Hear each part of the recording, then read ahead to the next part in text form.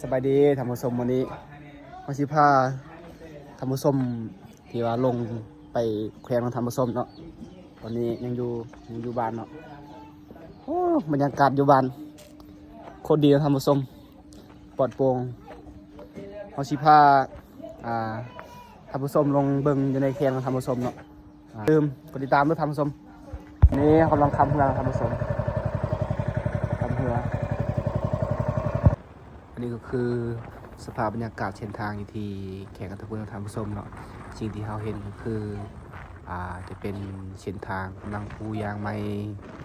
แล้วก็อันนี้จะเป็นเทศบาลแข่งกันทะพุนธรรมส้มเนาะจะมีเส้นทางก็กำลังปรับปรุงแต่ว่าเดี๋ยวนี้แต่ก่อนข้าพเจ้ามาเส้นทางแถวนี้จะเป็นเส้นทางที่ว่ากำลังปรับปรุงเนาะเดี๋ยวนี้เป็นเส้นทางใหม่แล้วงามแล้วก็กว้างขวางที่ว่าได้มีการขยายนะท่านผู้ชมโอ้มีต้นคูนไก่ชอดปีใหม่เนาะท่านผู้ชมเนาะเพราะว่าดอกคูนนี่บอกถึงสัญลักษณ์บุญปีใหม่เนาะอันนี้ก็คือเขตวงเวียนหลัก3แล้วก็ด้านหน้าของเขานี่จะเป็นห้องหมอประจำแห่งอัตภพลท่านผู้ชมเนาะอันนี้ก็คือเส้นทางเบื้องละ2 เลนแล้วก็มีห้านค้าขายหลายๆอย่างเนาะท่านผู้ชมเนาะเป็นห้านขายเครื่องย่อยแล้วก็ห้านสัพพะสินค้าต่างๆอันเฉพาะอยู่ในตัวเมืองสามัคคีใส่แข่งอัตปืนนี่จะงามเนาะท่านผู้ชมเนาะมีดอกไม้แล้วก็มีต้นไม้ที่ว่าประดาเต็มไปด้วยอัน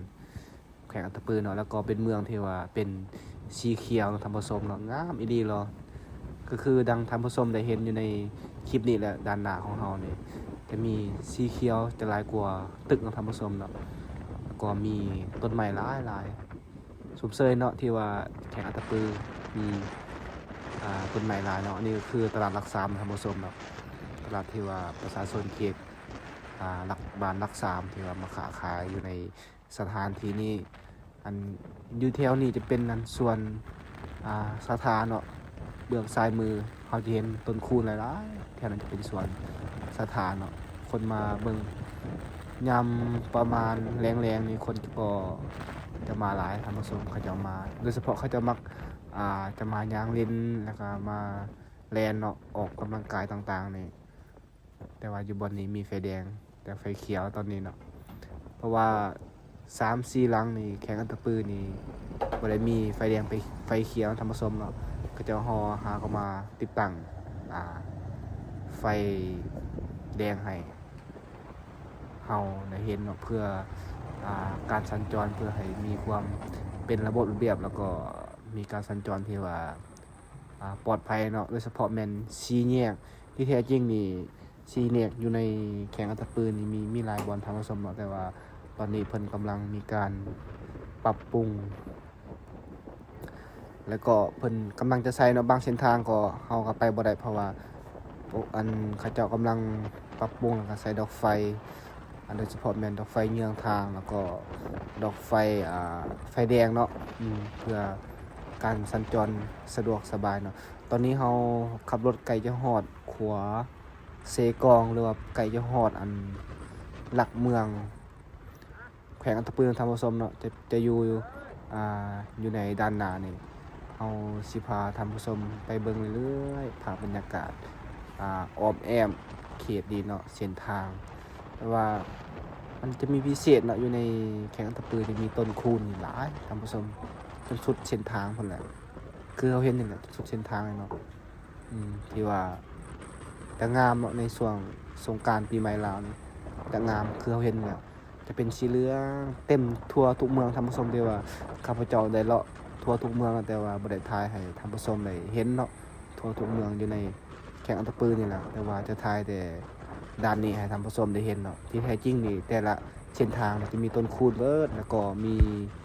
ดอกไม้หลายๆคือเห็นแล้วประดับประดานี่ท่านผู้ชมตอนนี้ก็เขตบ้านวัดหลวงท่านผู้ชมเนาะเขตนี้จะเป็นเขตบ้านวัดหลวงนี่ด้านหน้าเฮาเนี่ยแถวนี้แหละเขตนี้เป็นบ้านแต่ก่อนจะเป็นบ้านเมืองใหม่เก่าแต่ว่าตอนนี้เขาจะเปลี่ยนเป็นบ้านวัดหลวงเนาะในขณะนี้เฮาขับรถก็ใกล้จะฮอดหอหลักเมืองเนาะท่านผู้ชมเนาะ ประมาณวิทย์ไฟแดงด้านหน้านี่ก็จะแม่นหอหลักเมืองแขวงอัตตปือเนาะเมืองสามัคคีไสจะเป็นหอหลักเมืองที่ว่าแต่ก่อนบ่ทันแล้วท่านผู้ชมเนาะเพิ่นหาก็ฉลองเนาะนี่ก็คือหอหลักเมืองงามงามท่านผู้ชมพอดีตั้งไก่ครัวเซกองแล้วก็ไก่อันนำเซกองเนาะงามงามวันนี้ท่านผู้ชมก็คันมีความสนใจมีเวลาก็สามารถมาเที่ยวมาเบิ่งได้เนาะเขตนี้งามดีรอเลยแต่ว่าข้าพเจ้าบ่ได้ลงไปทานท่านผู้ชมเนาะตอนนี้เราก็กำลังขับรถขึ้นครัวนะท่านผู้ชมเนาะขึ้นครัวเซกองบ้านเซกองจะมีวิวทิวทัศน์งามอยู่นี่เพราะว่าเคียงคู่กับนำเซกองของท่านผู้ชมเนาะนี่เขตเบื้องนี้จะเป็นตลาดเมืองใหม่เมืองเก่านี่เบื้องนี้จะเป็นนำเซกองจะมีอีกสายมือก็เฮานี่สายมือเฮาเห็นสายผู้หลวงท่านผู้ชมโอ้งามดีๆรอจะเข้าอยู่ที่ตอนนี้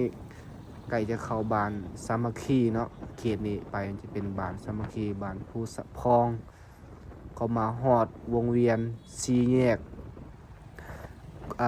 ขวามือนี่4แยกขวามือนี่จะไปเมืองผู้วงธรรมสมเนาะแต่ว่า4แยกนี่ไปซื้อนี่เขาจะไปเมือง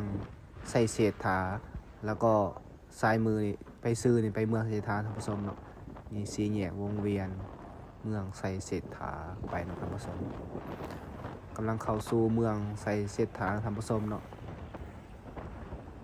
ว่าตอนนี้เขามาแวะหาดออกมาให้ฮูบจักน้อยเพราะว่าสิเฮ็ดเอกสารมาทำผู้ชมสารเลยแวะกินข้าวกินน้ำตอนเช้านี่แหละจักน้อยก็สิเข้าไปห้องการใหญ่เพิ่นตอนนี้กำลังกินเฟออยู่อัตตปือทำผู้ชมโอ้เฟอแซ่บเลยเด้นี่เฟอนัวทำผู้ชมกำลังจะชิมเฟอแล้วทำผู้ชมนี่เฟอแซ่บทำผู้ชมได้เห็นมั้ยทำผู้ชมแต่ว่าบ่ทันได้ปรุงนะชิมนำได้ว่ารู้สึกว่าแซ่บเลยทำผสม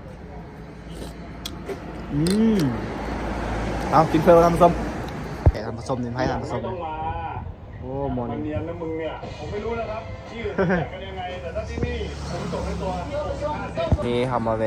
อยู่นี่นะทำผสมมาเวเบิ้ง